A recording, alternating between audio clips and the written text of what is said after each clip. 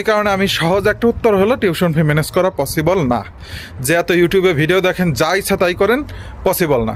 যদি টাকাওয়ালা হন তাহলে অনার্সে আসেন, আর মাস্টার্স হলে সহজে টিউশন ফি ম্যানেজ করতে পারবেন যদি বাংলাদেশ থেকে এক বছরের টাকাটা দিয়ে আসেন। ধরেন যে টাকা আছে তার 70% দিয়ে আসেন, 30% আপনি ম্যানেজ করতে পারবেন।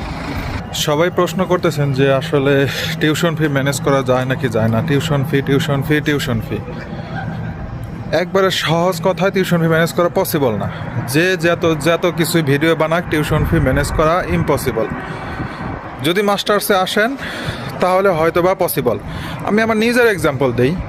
আমি এইখানে আসছি 2025 আগস্টের 23 তারিখ। আমি 2000 আগস্টের 23 তারিখে আসার পর সেপ্টেম্বরের 9 তারিখে আমি একটা জব পাইছি।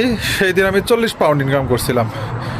এরপরে টুকটাক ওয়্যার হাউস আরও অন্যান্য জায়গায় জব করে কিছু টাকা ম্যানেজ করছি। এর মধ্যে এগুলো ভাড়া দিতে দিতে শেষ। প্রথম মাসের ভাড়া আমি দিতে পারি নাই, বাড়িওয়ালা আমাকে 2বার নোটিশ দিছে। তো এই জব করার পর আমি বাড়ি ভাড়াই দিতে পারি নাই। এরপরে নভেম্বরে যায় আমি একটা ফিক্সড জব পাইছি, যেখানে আমি 16 ঘন্টা করে কাজ পাইতাম।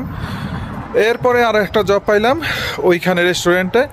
তো ওইখানে আমাকে ফুল টাইম দিল, 20 ঘন্টা প্লাস ওইখানে এক্সট্রা আওয়ার যেটা হয় সেটা আমাকে ক্যাশে দিয়ে দেয়। তো এইগুলা করার পরও আমি ফেব্রুয়ারি মাসের 23 তারিখে ভার্সিটি থেকে নোটিশ পাইছি যে আমাকে 20 দিনের মধ্যে টিউশন ফি দিতেই হবে। তো এখন ওইখানে 2700 মতো বাকি ছিল। আমি বাংলাদেশ থেকে 6500 দিয়ে আসছিলাম, 5200 বাকি ছিল। এইখানে এসে কিছু টুকটাক দেওয়ার পরে 2700 বাকি ছিল। এখন এইটা আমাকে অন্যান্য মানুষের কাছ থেকে হাওলাত করতে হয়েছে। তো এখন আমি যদি এতগুলো জব করার পর টিউশন ফি ম্যানেজ করতে না পারি, আপনি এখানে এসে টিউশন ফি ম্যানেজ করতে পারবেন কিভাবে, তাও আবার অনার্সে? হ্যাঁ, মাস্টার্সে আসলে যদি আপনি বেশি টাকা দিয়ে আসেন, এক বছরের প্যারাটা শেষ, তারপর আপনি রিল্যাক্স। কিন্তু অনার্সে আসলে তো আপনার এই জিনিসটাই 3 বছর কন্টিনিউ করতে হবে। 3 বছর ভাই টাকা ইনকাম করবেন আর দিবেন, টাকা ইনকাম করবেন আর দিবেন। এই কষ্ট ভাই কাউকে বোঝাইতে পারবেন না।